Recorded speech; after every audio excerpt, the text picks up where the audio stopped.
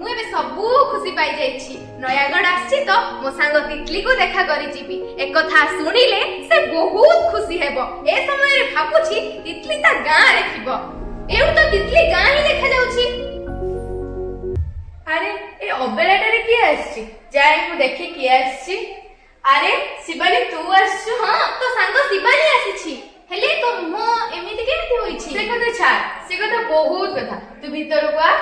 तते मोराण तू कह तो मो एमिति केमिति होईछि तू आगो भीतर को आ तापर मु सब कथा कहबी तते एबे तो भीतर को गली एबे तो कह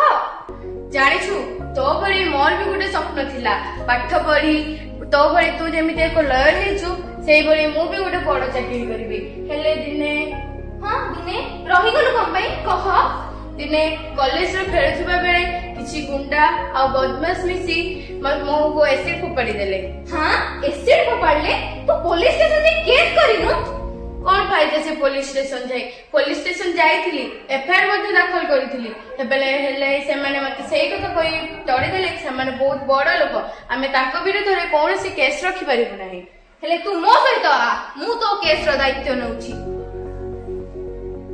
मु तोर प्रथम केस मु लड़िबी सर प्रणाम हां प्रणाम कुह सर या केस हां या केस बुझा हेउछि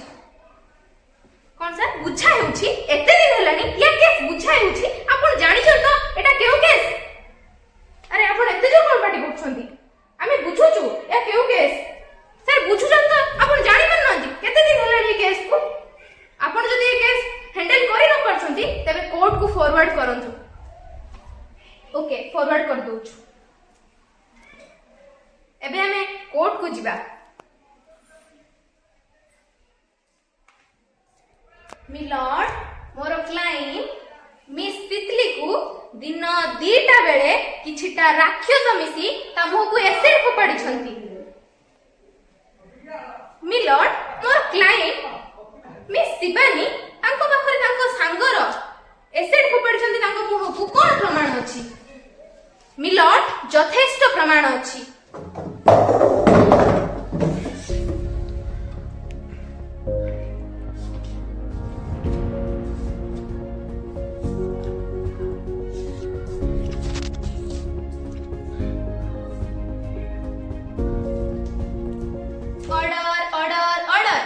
समस्त साक्ष्य प्रमाण को आखि आगरे रखी अदालत एही सिद्धांत रे उपनीत हैला जे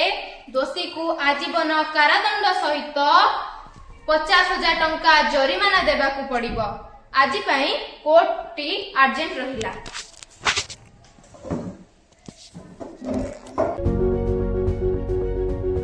आज मोर आखि खोली देली सांग तू जानिछु तू केवल मते नै देनु बरं प्रतिटी मोर नारी पई एवं एई नारी समाज पई एक उदाहरण पालटिछु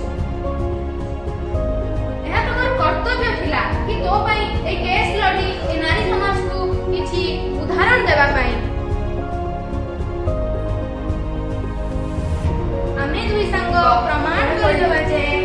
नारी शक्ति दुर्बल नुहे सर्वशक्तिमान नारी हेउछंती ए समाज रो एक शक्ति रूपे कार्य करिथांती जहांको बिना ए संसार आगो को जाई परिबो नाही आमे दुई संग एतिकी अनुरोध करछु जे नारी को प्रति नारी को अत्याचार न करी तांको सुरक्षा देबा ओ तांको सम्मान करबा धन्यवाद।